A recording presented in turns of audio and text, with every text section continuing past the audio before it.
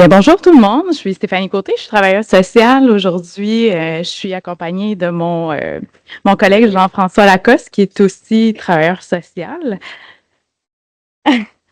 On est, Ouh!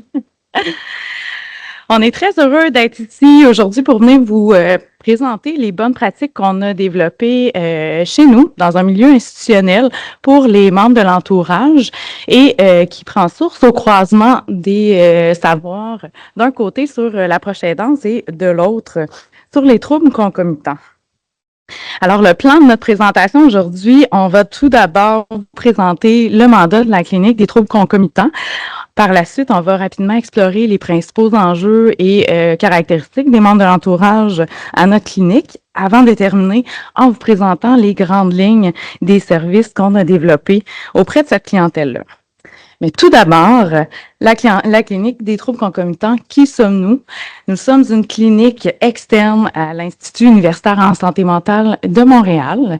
Nous sommes une équipe multidisciplinaire qui développe et dispense des services auprès d'une clientèle d'adultes qui ont des problèmes complexes reliés à l'interface d'un trouble mental qu'on dit sévère et persistant et une problématique de consommation d'alcool ou de drogue.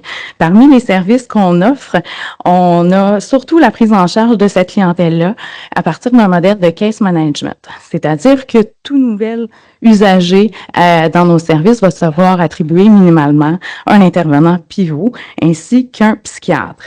Parmi les autres services qu'on va offrir, il va y avoir par exemple la formation, l'enseignement et même de la consultation.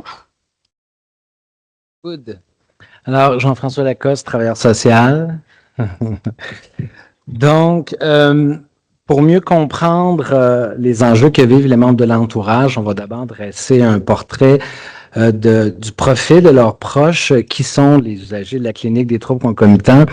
Alors, pour commencer, on a presque 20% qui ne sont pas observants à la médication, le tiers qui ne sont pas observants au suivi, 76% quand même qui ont une consommation active, 53% qui sont soumis à un cadre légal, alors on pense au TAC ou aux autres ordonnances, 41% qui sont pas autonomes sur le plan de la gestion financière, presque 50% qui n'ont pas d'occupation et malheureusement presque 25% aussi qui sont instables au plan résidentiel. Donc, de manière générale, on voit que le profil des proches correspond à ce qu'on va appeler les troubles sévères et persistants. Donc, une clientèle qui va beaucoup faire dans les agirs et qui malheureusement vont vivre des périodes de grande instabilité, tant au niveau psychosocial qu'au niveau psychologique ou psychiatrique. Et c'est les membres de l'entourage qui vont se retrouver en première ligne de voir composer avec cette réalité-là. Ensuite, les membres de l'entourage maintenant de la clinique, alors 58 ans, l'âge moyen, plus de la moitié qui sont sans emploi, 65% qui vivent seuls, 88% qui sont des mères. Donc, plus de la moitié sans emploi et qui vivent seuls. Alors, on voit là qu'on est en présence d'un facteur de risque au niveau de l'isolement, par exemple, et 56% qui sont sans emploi. Donc, ça veut dire que 44% ont double rôle de travailleurs et de proches aidants. Alors, tout ça peut être autant un facteur de protection qu'un facteur de risque. Ensuite, pour nous introduire aux enjeux des membres de l'entourage, on va vous lire le témoignage d'une de nos participantes au groupe de soutien. J'avais même réfléchi où je pourrais me cacher dans ma maison s'il devenait violent. Ça fait des années que ça dure. Je l'ai materné, surprotégé, ça ne l'a pas aidé. Moi, la maman poule, je lui ai dit le mois dernier que je ne voulais plus qu'il habite avec moi. Je lui ai donné quelques petites choses pour son appartement, des chaudrons, des tasses. Ce qui m'a beaucoup touché, c'est qu'il m'a demandé de lui faire un câlin. Ça me donne de l'espoir, tout ça. Maintenant, j'ai un meilleur sommeil, je suis en paix, ça me laisse du temps pour penser à moi. Alors, le témoignage de la courageuse et persévérante Madame J nous introduit aux enjeux que vivent les membres de l'entourage. Alors, on voit ici, là, il y en a plusieurs, on les a présentés dans une présentation Midi Savoir en juin dernier. On va donner la référence à la fin de la présentation. Mais brièvement, quelques enjeux, là, le micro, hein, c'est pas ici ou ici, hein, ça griche. Fait que les enjeux, ben, la violence intrafamiliale, un enjeu qui est omniprésent dans notre clientèle, qui nous préoccupe beaucoup. À la clinique, le tiers des membres de l'entourage disent avoir vécu de la violence physique et la grande majorité de la violence psychologique. Ensuite, la santé de l'aidant, avec Karine, on en parlait cette semaine, on est très préoccupé par les problèmes de santé physique de la clientèle. Il y a une étude, par exemple, aux États-Unis qui disait sur une cohorte de 200 patients schizophrènes, 65% des proches aidants avaient un problème de santé physique. Autre élément qui nous inquiète aussi, c'est l'épuisement. Mais je vais laisser Stéphanie en parler, puisque l'épuisement, c'est une des prémices qui nous a menés à l'offre de service. Merci Jean-François. Alors maintenant qu'on a un meilleur portrait de la réalité des membres de l'entourage à la clinique des troubles concomitants, mais tout juste avant d'entrer dans le vif du sujet des services qu'on offre, on avait envie de faire un retour en arrière avec vous pour mieux comprendre comment se sont développés les services pour les membres de l'entourage à notre clinique. Il faut savoir qu'à la clinique des troubles concomitants, les projets de développement des services pour les membres de l'entourage a débuté dès 2015. Et tout est parti en fait de certains constats qu'on a fait là, face au modèle de pratique de l'époque. Ici, probablement que tout le monde va être d'accord avec moi pour dire que l'implication des membres de l'entourage est absolument souhaitable, autant du côté de la clinique que de la recherche, et désormais dans les orientations ministérielles, on reconnaît les bénéfices d'impliquer les membres de l'entourage dans les services, autant pour les personnes qui ont des troubles concomitants que l'entourage lui-même. Toutefois, dans notre contexte de clinique de troisième ligne, souvent, on notait que dès leur arrivée dans nos services, les membres de l'entourage se présentaient déjà dans un état de grande fatigue et d'épuisement. Souvent, lorsqu'on va venir évaluer le niveau de fardeau des proches aidants avec l'outil d'évaluation de la grise ARIT, on va obtenir un score chez nos membres de l'entourage de charge sévère. Et ce que l'outil d'évaluation recommande lorsqu'on obtient un tel résultat, c'est « n'attendez pas pour demander de l'aide, votre santé est menacée ». On peut comprendre avec un tel niveau d'épuisement que les membres de l'entourage n'ont peut-être pas toutes les dispositions à ce moment-là pour bien jouer leur rôle de proche aidant et de partenaire de l'équipe. Un autre constat qu'on a fait était en lien avec les interventions qui prédominaient, qui étaient focusées essentiellement sur l'information et l'éducation sur les troubles concomitants. On constatait que finalement, c'était peut-être pas suffisant pour prévenir et surtout pour agir sur l'épuisement. Et de surcroît, c'était des interventions qui adressaient peu tous les aspects davantage relationnels ou émotionnels qui avaient trait à l'approche aidance. Un dernier constat sur lequel on s'est basé était celui du fait que les intervenants pivots se retrouvaient à devoir endosser un double rôle, à la fois donc d'intervenants pivots auprès des usagers, mais aussi d'intervenants auprès de l'entourage de ces mêmes usagers-là. On peut comprendre que cette façon de faire pouvait faire émerger de nombreux enjeux. On peut penser, par exemple, à la question de la confidentialité, dont on a entendu parler un peu plus tôt, mais aussi d'autres enjeux, par exemple, le compte transfert ou la triangulation. Mais reste que les membres de l'entourage avaient eux aussi des besoins propres à adresser. Toutefois, la posture de l'intervenant pivot était pas optimale dans ce contexte-là. Et ça pouvait venir affecter la qualité de l'aide qu'on pouvait leur offrir. Good. Merci Stéphanie. Alors, les trois prémices que Stéphanie vient de nous présenter vont nous mener à la question suivante. Alors, comment faire d'un membre de l'entourage un partenaire ou un accompagnateur auprès de son proche et de l'équipe traitante lorsque lui-même souffre d'épuisement? Alors, la réponse est qu'on va essayer d'aider le membre de l'entourage à s'installer comme client et on va lui offrir des services en tant que client à part entière.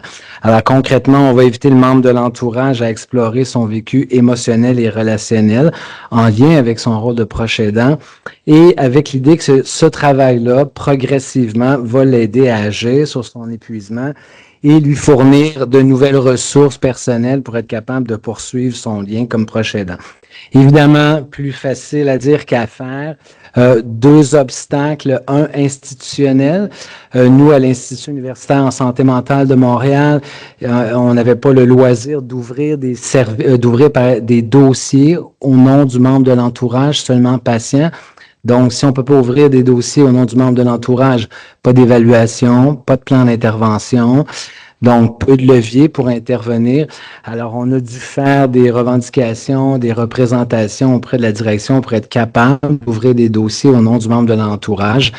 Finalement, on a réussi. Alors, on lève notre chapeau à Laurie Mercure, notre chef de service, qui a bataillé pour arriver à ça. Alors, quand on parle des conditions gagnantes, ben, c'est un chef de service qui se sent impliqué.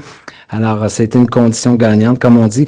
Sinon, le deuxième obstacle, ben, très clinique, celui-là, c'est comment faire en sorte qu'un membre de l'entourage puisse se voir comme un client, faire une demande comme un client. Évidemment, c'est pas simple. On a développé avec les années quelques stratégies d'intervention. Aujourd'hui, malheureusement, on n'a pas le temps d'en parler. On vous renvoie là, au Midi Savoir pour aller voir un peu les stratégies d'intervention. Vient ensuite la mise en place de l'offre de service qui va se centrer sur le rôle client et qui va aussi se baser sur le croisement des savoirs. Alors, vous voyez les sphères, là. On a santé mentale, consommation, et on va y greffer le savoir lié à la proche aidance. Concrètement, là, on s'est inspiré, entre autres, des travaux de Arcan et Brissette pour mettre en lumière les enjeux relationnels et émotionnels du rôle de proche aidant, mais ici, dans le contexte spécifique des troubles concomitants. Ensuite, l'objectif qu'on va poser pour le service entourage, alors c'est accompagner les membres de l'entourage à reprendre du pouvoir sur leur rôle de proche aidant. Alors, je vais laisser Stéphanie poursuivre sur l'offre de service. C'est donc à partir de cette perspective que sont développées l'offre de services qu'on offre actuellement aux membres de l'entourage à notre clinique. Essentiellement, on peut diviser en deux catégories, les interventions individuelles d'une part et d'autre part les groupes pour les membres de l'entourage. Alors, pour ce qui est de la modalité individuelle, la particularité dans notre modèle de pratique, c'est que désormais, on va venir assigner un intervenant spécifique aux membres de l'entourage. Ça a permis de nous dégager du double rôle d'intervenant pivot et en même temps d'intervenant aux membres de l'entourage auquel on référait un peu plus tôt. Tout ça au profit d'une plus grande disponibilité et d'une meilleure qualité de service, bien évidemment, auprès des membres de l'entourage. Une autre condition gagnante qu'on peut prendre le temps de souligner à notre clinique, c'est que les intervenants spécifiques aux membres de l'entourage, à la base, ce sont des intervenants qui sont spécialisés dans les troubles concomitants. Donc, eux-mêmes possèdent une expertise directe avec cette clientèle. Pour ce qui est des modalités de groupe, bon, ça reste une modalité gagnante, autant pour les membres de l'entourage que pour les intervenants chez nous. Si on pense du côté de l'entourage, ça vient répondre à certains besoins. On peut penser, par exemple, les besoins d'identification, les besoins de briser l'isolement. Ça leur offre aussi un espace sécuritaire où venir déposer des contenus à charge émotionnelle parfois très élevés. Puis du côté des intervenants, ça s'est avéré être un terreau très, très fertile pour apprendre sur la réalité des proches aidants, avoir accès aux précieux savoirs expérientiels que possèdent les membres de l'entourage. Et c'est d'ailleurs à partir de là qu'on a été capable de développer et d'améliorer nos services de façon à ce que ce soit le plus collé à leur réalité. Il reste une minute. Tiens, chat. Bon, dernière, un support de service ou surtout un support pour l'intervention. un guide qu'on avait réalisé il y a quelques années à l'intention des membres de l'entourage, à partir duquel on travaillait certaines problématiques. Alors, le guide là, fait présentement l'objet d'une révision pour une publication officielle. Je vois Valérie Coulombe là, qui est là, qui travaille avec nous là-dessus. Fait que le titre « Quand m'aider aide mon proche », un titre qui reflète bien notre approche, je trouve. Alors, rapidement, les 3 parties, vous les voyez, c'est des choses assez communes qu'on connaît. Peut-être plus la partie 2, quand on parlait des enjeux relationnels et émotionnels. Bon, on en a plusieurs ici qui sont aussi présentés dans le Midi Savoir. Les deuils de toutes sortes, par exemple, le deuil de l'enfant rêvé, l'épuisement, le fardeau, la honte, la culpabilité. Des sections importantes, la surresponsabilisation et le surinvestissement, la séparation, la codépendance, l'importance des limites, le stress. Et enfin, le processus de changement, non pas chez les usagers, mais chez les membres de l'entourage. Alors, les remerciements, évidemment, les membres de l'entourage, la clinique des troubles concomitants, c'est grâce à leur savoir expérientiel qu'on a été capable de mieux comprendre, de mieux développer les services et les pratiques. Et les organismes communautaires qui œuvrent auprès des membres de l'entourage depuis des décennies, merci pour votre dévouement. Et voilà, fait que là, il y a le petit code QR que Stéphanie a réussi à faire comme une championne. Elle a mis ça dedans, on trouvait ça hot. Fait que c'est là, fait que vous pouvez prendre ça en photo. Merci, merci!